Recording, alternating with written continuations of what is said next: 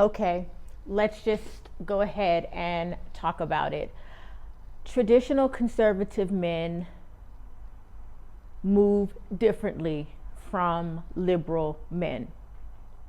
And so, when I'm talking about the characteristics of a husband and the role of a wife, and these things that we learn through study and through prayer and through grace and all these things, and people are like, where do you find a man that doesn't cheat? Where do you find a man that won't push you into a wall? Where do you find a man that's not rude and disrespectful every time he speaks to you? It's like there are different types of men, and there are two major categories. You have your traditional conservative men, you have your liberal men, you have your progressive, but look, we're just going to keep it in two overall categories. We know there are anomalies and different caveats that we can add, but we're not going to do that. We speak in generalizations, okay? Because that's how you talk to a mass of people. Traditional men are superior to other types of men because they live by a certain value system. Doesn't mean they're perfect, doesn't mean they're never going to do anything wrong, nothing like that, but they just have different values, okay? And so it's important to understand that when you are dating, what type of man you are dating and what type of woman you are. Are you a liberal woman? Because you can't be traditional and liberal. Feminism has told us that, but it doesn't work. Okay, traditional men need to be with traditional women, and more liberal, progressive, whatever, they need to be together. Okay, because that's how it's going to be more cohesive, and you're going to produce more happiness for yourself. So when we're talking about conservative, there is a conservative perspective from a political standpoint, but conservatism is also a lifestyle. It is a belief in living the way that God said that we're supposed to live. Man, woman, children, communities, family, gender roles. These are aspects of living a conservative lifestyle. Now, there are different types of conservatives. You could talk about conservatism in the area of politics. That's not what I'm talking about. I'm talking about the belief systems of traditionalism. Okay? And so I found an article online that will kind of break this down for you so that you can understand that all types of men may not have the qualities that you are looking for if they don't uphold certain belief systems. And that's period, point blank. And there is a difference between conservative couples and liberal couples. And so you need to keep this in mind if you're still out there. If you're still out there, you need to keep this in mind. Let's listen to the article. Conservatives say I do. Liberals say why bother? And that's a problem. There are plenty of differences between a liberal and a conservative. One lives primarily in coastal cities and university towns, the other in rural and exurban areas.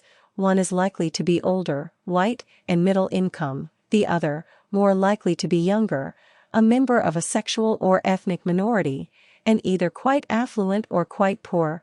One is a customer of Chick-fil-A and Spice House, while the other goes to Popeyes and Penzeys Spices.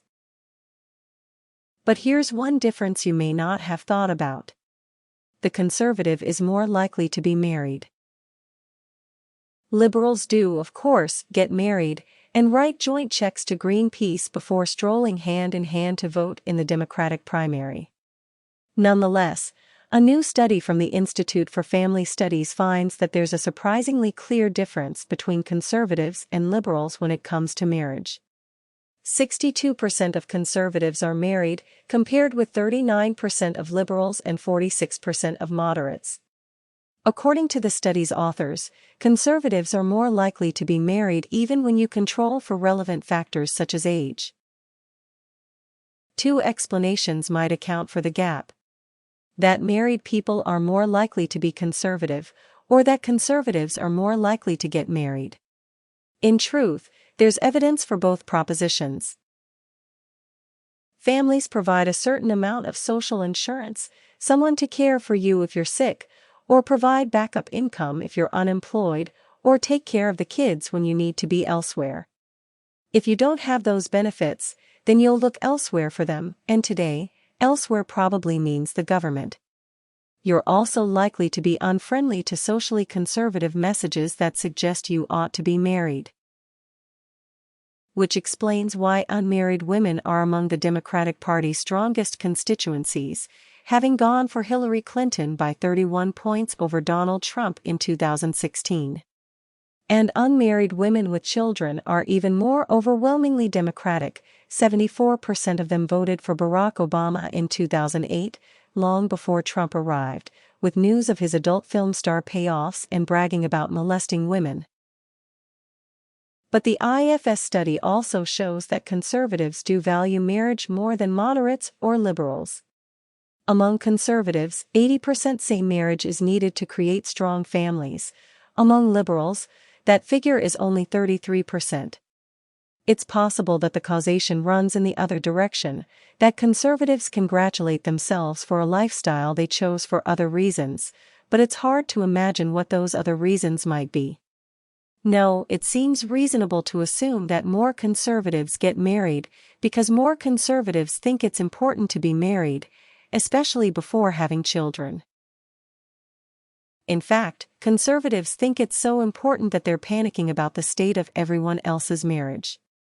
Conservatives are substantially more likely to say that they're completely satisfied with their own family life, 52% say this, compared with 41% of liberals and moderates. But they're about twice as likely as liberals to say that marriages in general are significantly weaker now than they were just a few years ago. Which seems both unlikely and hard to prove. It would be easy to make fun of conservatives for scaring themselves with dubious statistics. It may be slightly harder to accept that although they're wrong about the details, conservatives are overwhelmingly right about the big picture. Marriage is incredibly important to both individual and societal health, and any society that loses sight of that truth is ultimately putting itself, and its members, in serious danger. Researchers have found time and again that married people live longer, happier and more prosperous lives, and that although some of this may reflect the sort of people who get married, it also reflects an effect of marriage itself. That's especially clear when it comes to children. No government subsidy program, regardless of how generous, can substitute for the benefits of having two adults, not just one, focus their attention and resources on a child's needs. The benefits are so strong, in fact, that they seem to generate spillover effects. A landmark study of economic mobility found that one of the strongest predictors of income mobility was growing up in a neighborhood with lots of two-parent families, even for a child being raised by a single parent. All of this means that it's entirely appropriate to be gravely worried when 40% of kids are born outside marriage. And when you realize that only a third of liberals and half of moderates think that marriage is vital to creating strong families, it's time to panic about where America might be headed. Okay, you heard it. You heard the data, you heard the statistics, you heard the funny moments, and this is what I'm going to leave you with. You have to decide what type of woman you are. And then you need to make sure that you are not entertaining anyone who doesn't match your value systems, your beliefs, your principles. I don't care how cute they are. I don't care how much money they make. I really don't care, okay? Because if they cannot live by the core values that are needed to live a healthy, productive, happy, peaceful marriage overall, because we know marriage is going to come with some stuff, you know. You got issues, he's going to have issues. Y'all are two different people. You're going to have to come together and learn how to live as one. We know all of that. We get that. But the value system of the conservative traditional man makes for great husbands, great fathers, great citizens, great providers, and they offer that security that the traditional woman that woman who believes in gender roles, who believes in God's word, like they pair with us perfectly. Okay? And you're able to get through the issues of life because you're on the same team, you share the same values, you share the same morals, and you have the same principles. So this is not brain surgery. You must stop entertaining men who don't match the values that you say you're looking for in a partner. And that's it. That's it. I'm not going to add, I'm not going to go back and rehash what the article said. I'm letting you know that traditional, Christian, godly, conservative men, they're variations of those men. They're all not one type. They're all not uptight. They're all not like, sleeping with their Bibles at night. Like, that's not what we're saying. But they have a certain way that they look at life, and they value marriage and family.